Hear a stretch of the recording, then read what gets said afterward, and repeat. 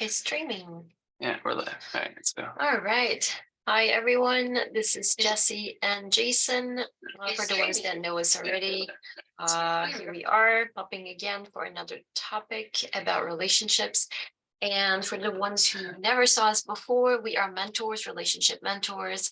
We work together 2-on-1 to help you basically clear our blockages, align with your truth, and ultimately find union with yourself, God, and your partner. Helping everybody get more emotionally fulfilling relationships between each other.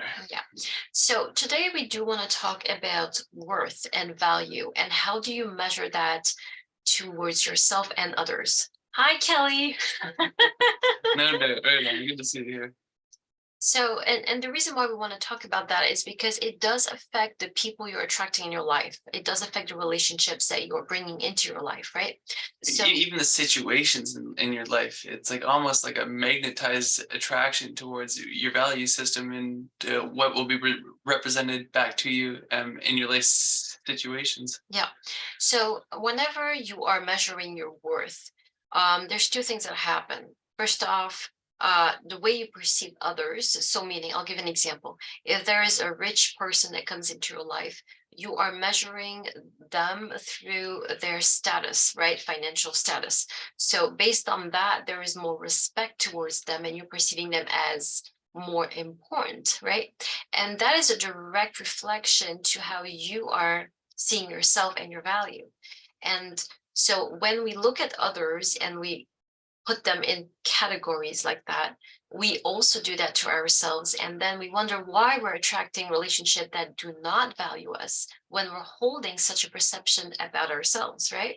Yeah, I know for myself for years, I've always tried to find worth through making money, through not only making money, trying to prove people something about myself. So I'm trying to find my worth through things outside of myself, through people outside of myself, through finances, through objects, a nice car, an accomplishment, winning a basketball game, anything besides going inside myself and finding the value of what is actually valuable to me. And that's why no matter what I chased outside of myself, mainly money for sure, no matter how much I got, I would just throw it away, wouldn't care about, or I always needed more. There was never a sense of fulfillment when I was trying to reach outside myself.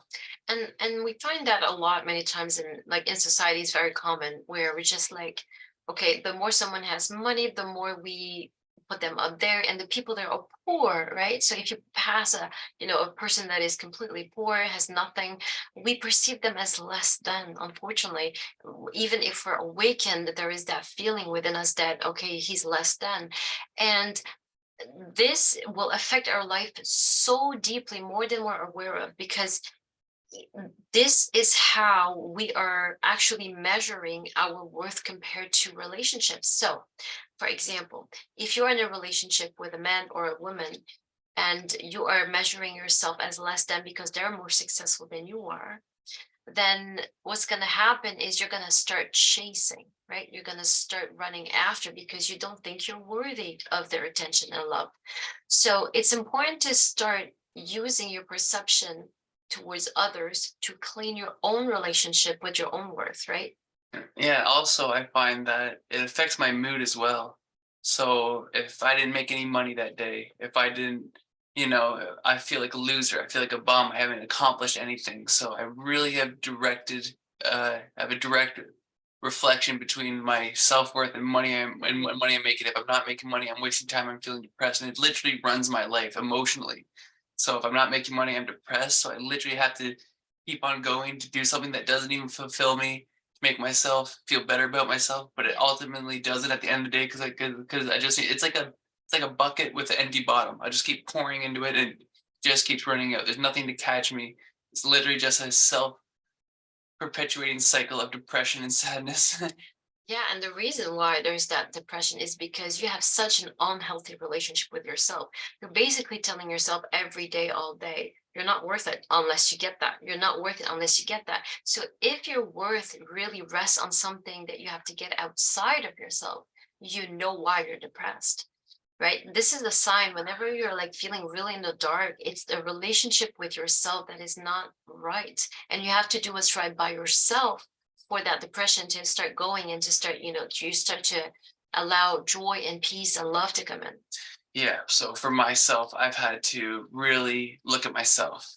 What is really of value to me? Where's my value? So where can I find value inside instead of trying to look outside? And for me, the only thing that's valued to me is my union with Jessie, my connection with her. It's the only thing that's valuable to me. And when we are connected, all of a sudden I'm feeling abundant.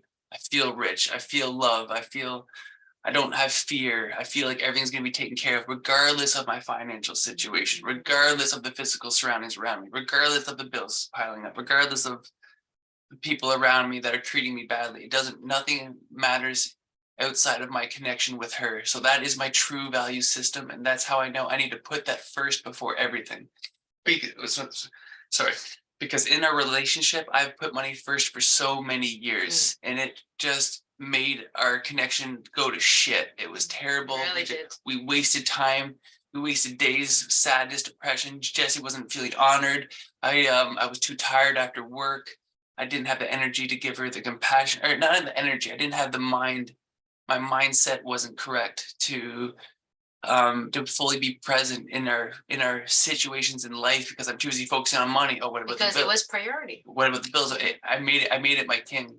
Yeah. Instead of making my queen my source of worth inside myself. And now that I still mentally have to work on this every day. Like, I'm still working on it. That I really want to lock this in, that this is my value. And I put her first. I put my family first before all money. And then now I'm starting to see things starting to work out. When I was focusing on what's worthy to me, our connection, the financial things, the things that I was worrying about are starting to work themselves out naturally. Correct. And that's such a good way of introducing that back to, well, basically how life works is, what is the most important thing to you naturally as a soul? What do you hold as important, right? And if you don't put that in priority, your worth is going to start getting really touched by that, right? Because worth is strictly related to what is worthy for you to put your attention and life, right? To put your focus on, to put your heart into, to put you, basically all of you into it, right? So if this is not priority, then you will suffer from even respect yourself. You will suffer with a relationship with yourself that is not going to be self-love, right? Many times they say, oh, you're worthy, just your existence, that's why you're worthy. It's just you being alive. True. But how hard is it to get there with just, I'm just alive, versus when you go through it from the door of what is the most valuable, I disappeared. What is the most valuable thing to you, right? And then when you hold that to the high standard, even if logically it looks like money has to come first because we need to eat, we have physical needs that come first. Logically, it makes no sense. However, worth doesn't function that way. When you put what is the most valuable to you, which is connection, which is love, what happens is worth transforms into abundance also just from that one singular focus, right? So worth is not separated. It's not like there's money and then there's love and then there is fill in the blanks. There's one thing. The rest is an extension of that same thing. So when we focus on what is the most important thing to us, worth, to meaning money, abundance, everything, our relationship with ourselves, self-love, self-respect comes in as well. Yeah, and also exactly, the emotional fulfillment comes in, and in this emotional fulfillment, there's no lack, there's no fear, there's nothing else there except for everything that fills you up. So how can you be in lack? How can you not feel valuable when you are honoring what is most important to you? It's impossible. It has everything there, and it's love at the end of the day, and love has everything for you in it. It doesn't. And it's such it's a very romantic or very like fluffy concept, like just put love first and love will fill all your needs, but it really does, it really is. And it also will take care of all the other It needs. will. Say you need your bills paid or food or anything like that. Put love first. Watch yourself become a luckier person. Synchronicity will work in your favor. But if we focus on money, that's the only thing we're gonna have. We're gonna have more problems because we're gonna need We're gonna be focusing on money. We're gonna need reasons to make more money. Like it's a self-perpetuating cycle. Yeah. And anyone who's living the Deuteronomy of working at a job, same job for 5, 10 years, doing the same thing, spending the same money on the same bills, having the same financial problems day in and day out, I would just encourage you to switch your focus, and it's going to take a little courage, and you're going to have a little bit of faith. But find the person that you love most in your life and start putting them first, and watch your life change. So, those are all key things to use to switch your life around and to no longer split yourself into, but I got work and I got this and I have that. The multitasking, putting your focus everywhere is not working, right? And that job that you're going to every day and you have to, you're not a victim of that. This is just a lack of prioritizing what's the most important thing. And I understand that the reason why you're doing this is because if you don't, money falls, right? So you're not able to pay your bills and do all of that. But I'm not going to lie, there is a period when you prioritize what really is of value to you, where the money is going to go down, but only because the system that you were building your life on wasn't real. It wasn't strong enough to carry your authenticity, right? So when you finally realize that I can't keep going on, then whatever is not real is going to crumble. So you're going to have to rebuild based on something real that has a solid foundation and that is everlasting. And what is everlasting? Your core values, what you prioritize, what you value the most. And what do you have an abundance of inside of you? What does never stops? Your ability to love the ones that you love most. And there's so much value in that, and it's endless. So let it flow through you. Let it take over your life. Let it take care of your life. Let it take care of you and your loved ones. Yes.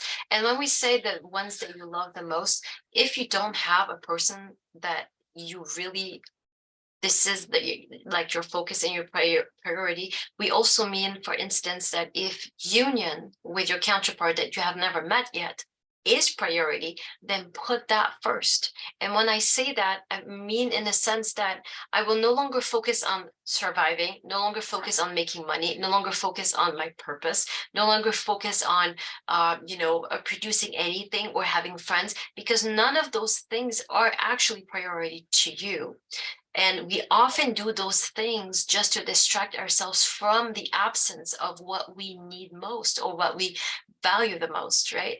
So it's important to sit with yourself and be honest with what really is of value to me, and am I willing to let the rest of the things that I've used to distract myself and that crumble. Yeah, I just want to add something to that real quick. And it's like when I focus on money and I was making money, I'd have money, but that's when I had more addictions in my life. That's when I needed to entertain myself more. That's when I had to spend more money. So the more money I made, I had to spend it to ultimately try and give myself the emotional fulfillment that I wasn't getting from following my own value system inside myself, which made me more depressed anyway. I'm buying shit food, shit drinks, drugs and alcohol at the time, wasting money on going out, buying things I don't even need.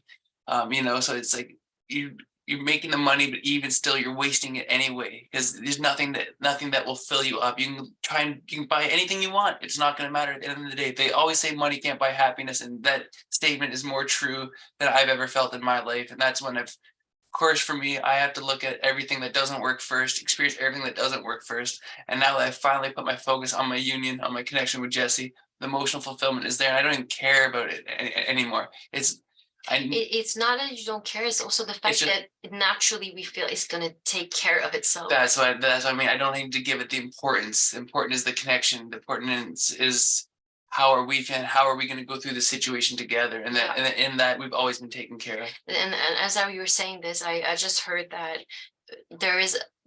abundance is a vibration, right? Abundance is not just, it actually is not money. Money is just an extension. It's a concept, right?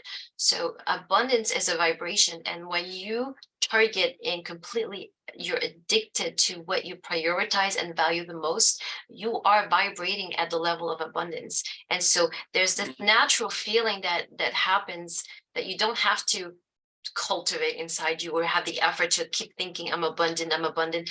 All that happens naturally. And you just simply feel you're in the flow of things are going to happen to you, right? You're not going to make them happen.